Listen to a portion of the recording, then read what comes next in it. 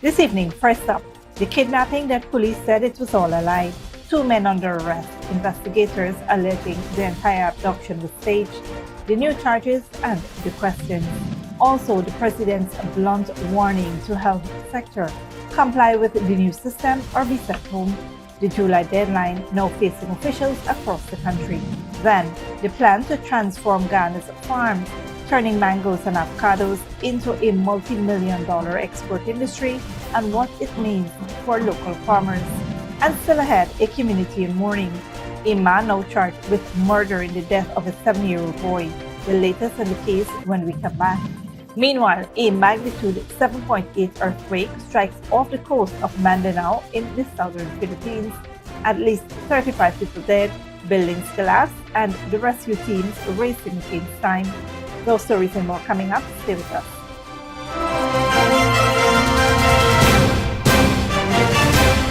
Welcome to this broadcast of Channel 2's Headline News Update for June 9th, 2026. I'm Bibi Backus. Thank you for joining us.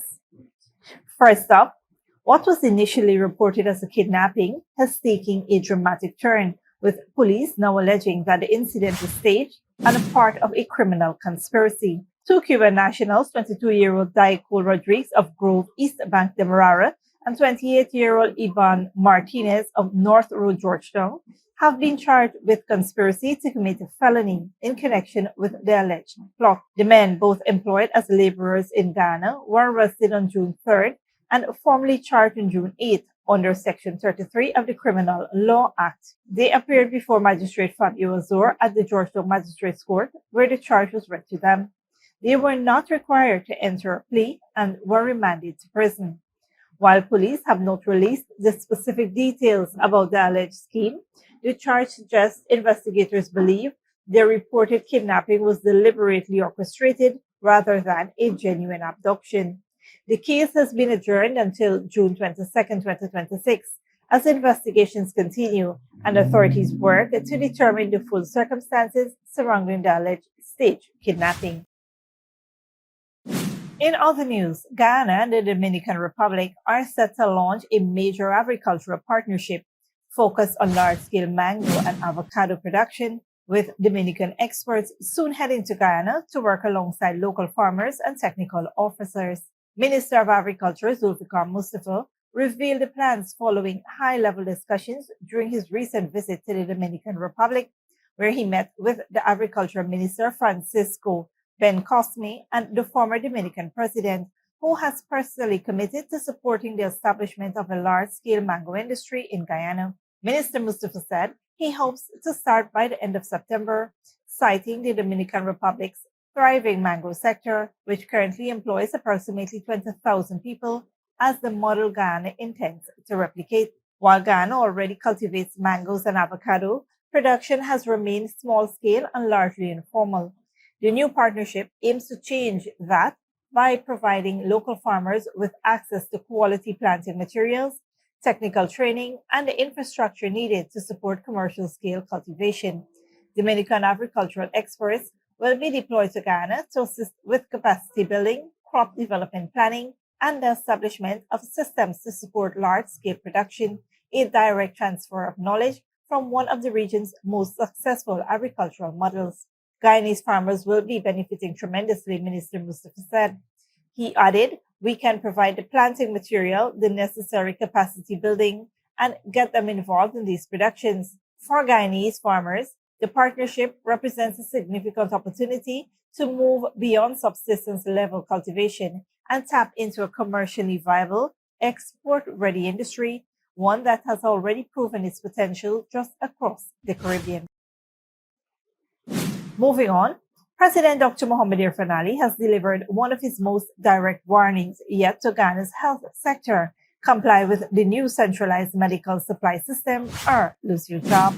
President Ali put regional health officials, hospital administrators, and senior health officials on notice on Monday, declaring that any official who operates outside Ghana's new centralized medical supply platform from July 1st will be dismissed. We have invested heavily in medical supplies and pharmaceuticals, and there is no reason why any health center should not have above 90% availability every single day of the year. There's absolutely no reason. We have invested in a system now at the MMU that has clear SOPs, and all the regional health officers, the hospitals, administrators will be held accountable based on that system. Anybody who work outside of that system, outside of the SOPs in that system, you will be sent home. The new platform, already live, will become the sole system governing pharmaceuticals and medical supplies across the entire health sector from July 1st, when all systems will be shut down. Under the new arrangements, regions can no longer purchase emergency drugs independently. There are clear procedures for emergency purchases. There are clear procedures as to who must sign on. And here is where the Director of Regional Health Services, the Chief Medical Officer, all will have defined responsibilities. The system is designed as a dashboard so that you can see what is available also. You can be aware of what is available. And if you act outside of that, we will have no other choice but to send you home. A wider committee, including the Minister of Health, the Permanent Secretary, and the Chief Pharmacist, will meet monthly via Zoom to access supply needs across all hospitals nationwide.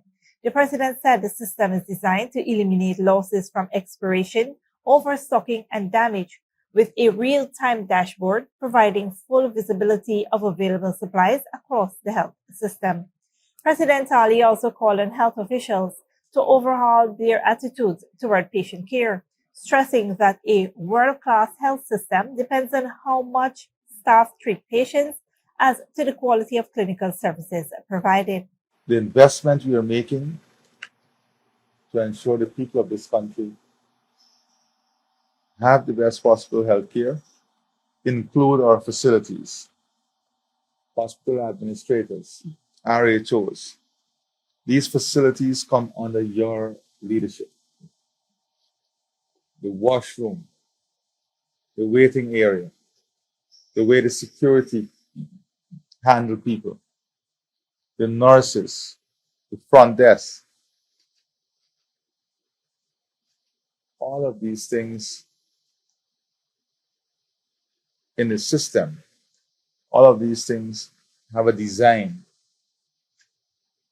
to ensure patient comfort, safety, and patient experience. And this is critical for us. We are building a world-class healthcare system, not only by the level of service and amount of service we offer, but also by the way we care for our patients. The message from the President was clear. In Ghana's health sector, the standard is raising, and those unwilling to raise with it will be shown the door. Stick around when we return. Man who confessed to slitting 70-year-old Adriel's throat appear in court, and nearly 600 underage pregnancies referred to Child Protection Agency in the last 5 years.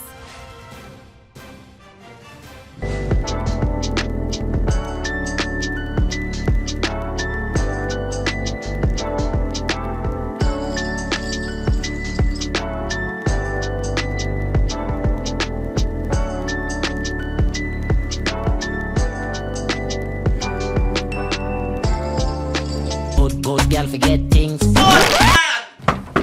What's the problem, Granny? I want money for borrow for do a surgery. I was dancing and I fall and fracture my hip. If you need some quick money, you should check Lender's Jewelry and Pawn Shop. Lender's Jewelry and Pawn Shop, Lot 238 South Road Border, Georgetown. Get jewelry made to order in just 72 hours. We also accept vehicles. Lender's, best rates, longest payback period. Boys, I get through. Plus, I could dance again. Lender's Jewelry and Pawn Shop.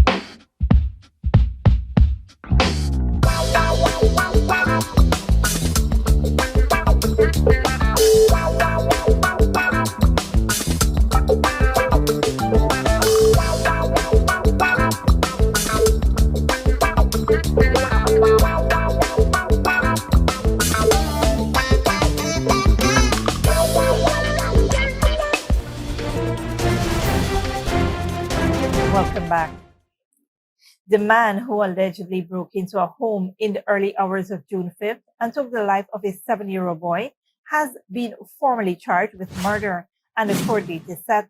23-year-old Shahid Mohammed of Providence, East Bank, Essequibo, appeared before Magistrate Alicia George at the Lenora Magistrates Court on Tuesday, charged with the murder of 70-year-old Adriel Aftab Mohammed at Zilot New Housing Scheme on June 5, 2026. Mohammed was not required to enter a plea to the indictable charge. The matter was adjourned to July 20, 2026 for a report on statement.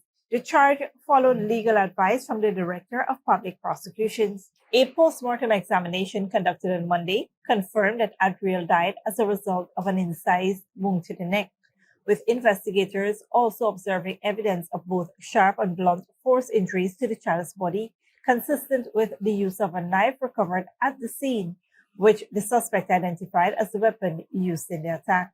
Mohammed was arrested on Saturday, just one day after the killing, after detectives confronted him with digital evidence, placing him at the scene. He subsequently confessed and provided investigators with a detailed account of what took place inside the home. He reportedly acted while under the influence of alcohol. Adriel's 72-year-old great-grandmother, Halima Itwari, who was stabbed twice, including in the neck during the same attack, remains under medical care. The boy and his great-grandmother were alone in the home at the time of the incident. Moving on, nearly 600 girls under the age of 16 were referred to the Child Care and Protection Agency after becoming pregnant between 2020 and 2025. This is according to information provided to the National Assembly by Minister of Human Services and Social Security, Dr. Vindya Prasad. The minister disclosed that the Child Care and Protection Agency recorded 584 cases involving pregnant girls under the age of 16 during the 5 years. The information was provided in response to questions from opposition Member of Parliament and leader of the Forward Guyana movement, Amanza Walton Desir. Dr. Prasad explained that while the agency records reports of underage pregnancies, it does not separately track how many of those girls later give birth. She noted that all such cases are treated as child protection matters and assessed for possible abuse, neglect, or exploitation.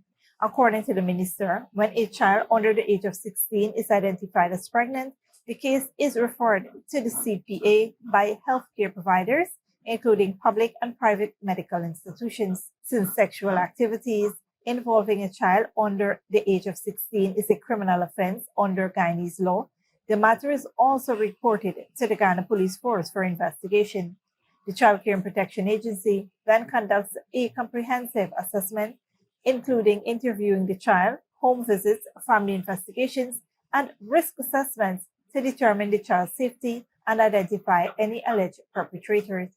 If the environment is deemed unsafe, particularly if the alleged offender lives in the household, the child may be removed and placed in alternative care. The agency also provides counseling, psychosocial support, parenting assistance, and referral to health and education services. Efforts are made to help adolescent mothers return to school or access technical and vocational training programs. While there is no standalone policy known as a mandatory referral protocol, Dr. Prasad said existing child protection and sexual offences law guide the process. She added that the ministry is working to strengthen coordination and develop additional policies to improve the referral and response system. Don't go away after the break. Bangladesh accused India of forced expulsion across the border, and Trump's war on drugs, the reality behind U.S. drug control strategy.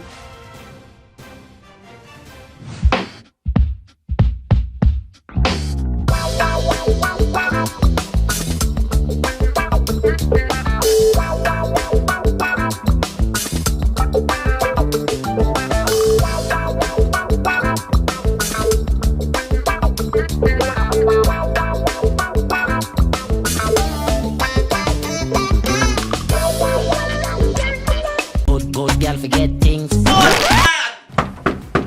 problem, Granny? I want money for borrow for those surgery. I was dancing and I fall and fracture my hip. If you need some quick money, you should check Lender's Jewelry and Pawn Shop. Lender's Jewelry and Pawn Shop, lot 238 South Road, Border, Georgetown. Get jewelry made to order in just 72 hours. We also accept vehicles. Lenders, best rates, longest payback period. Boys, I get through. Plus, I could dance again.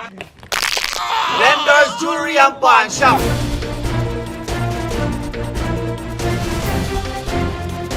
Welcome back. Now we take a look at what's happening in the region and around the world.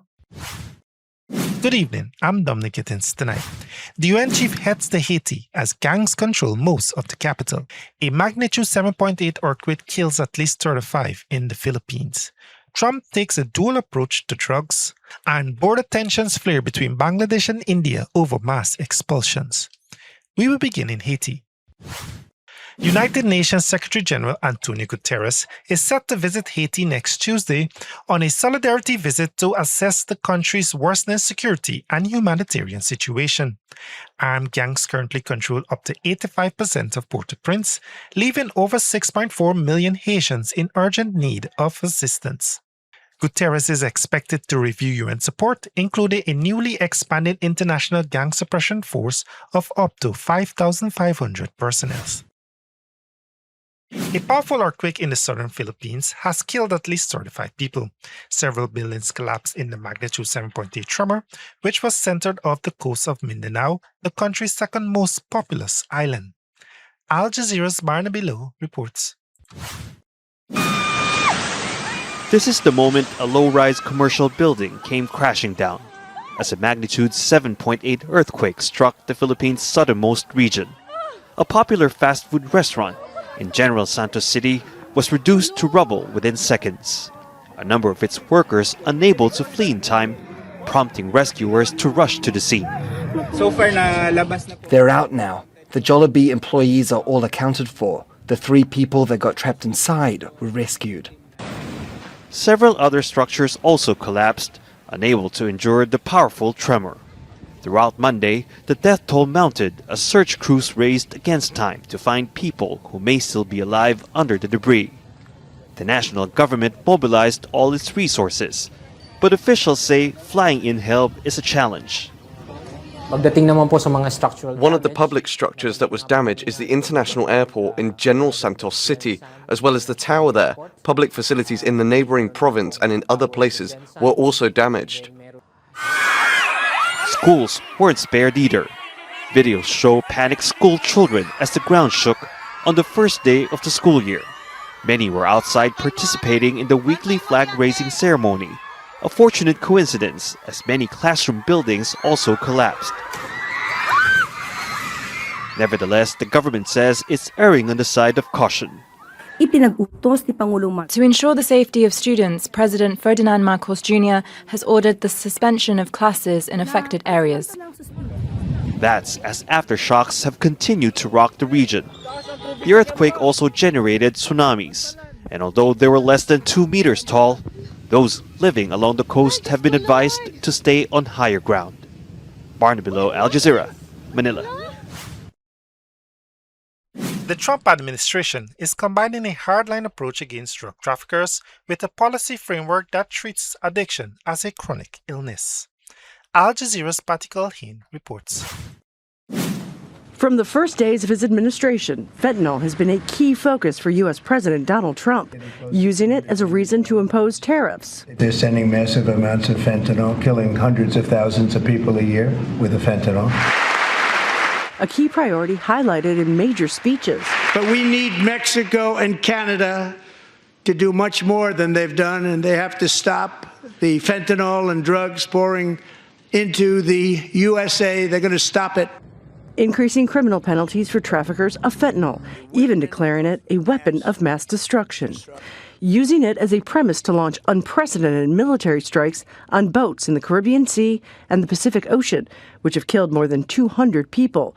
Democrats have questioned if that is legal. But I'm saying how odd it is, especially since the administration always announced this is against narco traffickers. We've attacked narco traffickers. How odd it is that the presence of narcotics on a boat is not one of the targeting criteria.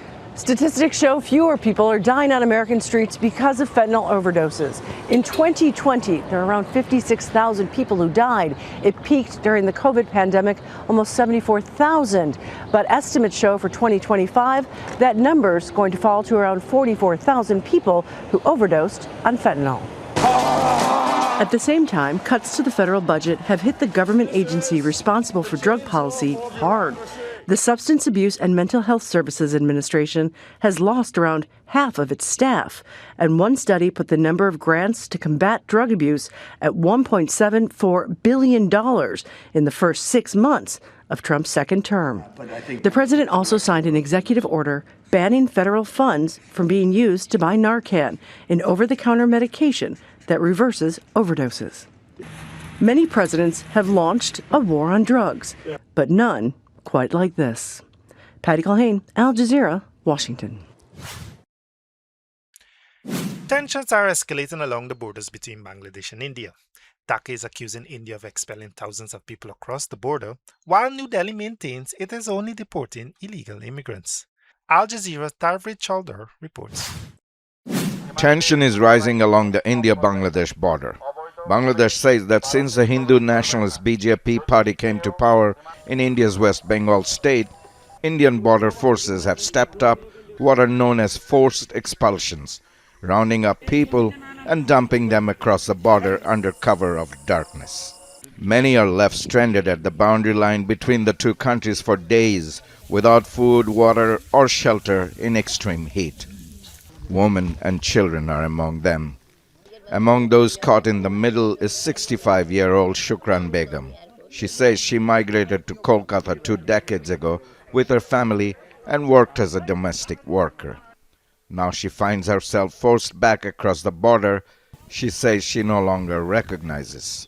Many people were taken to a holding center, then loaded onto several lorries before being pushed to the zero line of the India-Bangladesh border. Some were born in India but have no official papers to prove it.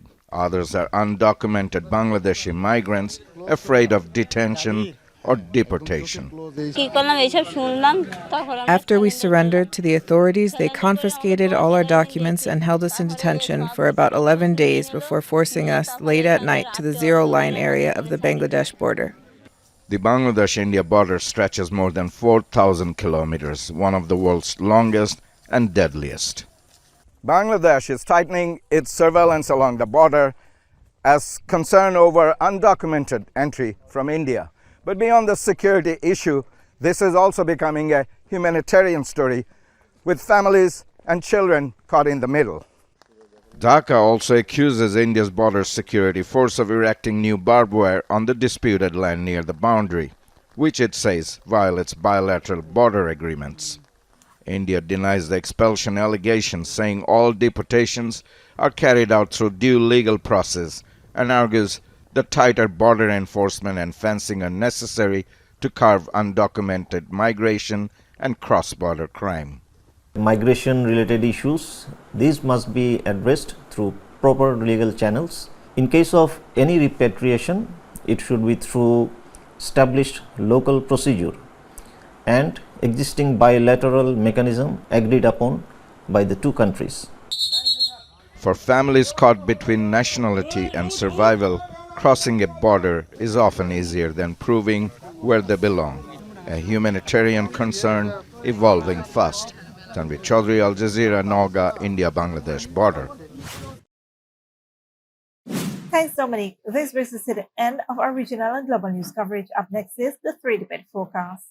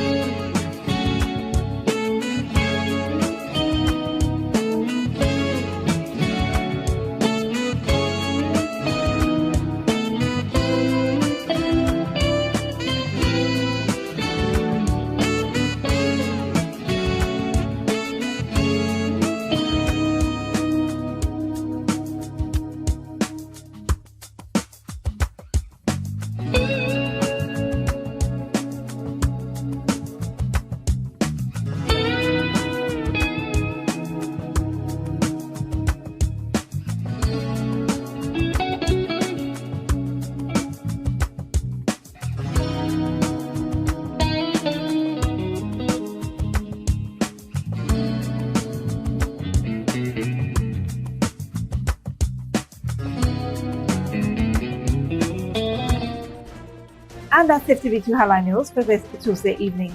As we take our leave, we invite you to follow us on Facebook and YouTube. You can tune in tomorrow at 6:30 a.m. for a rebroadcast and at 7 p.m. for more news. Until then, please take care of yourselves and each other.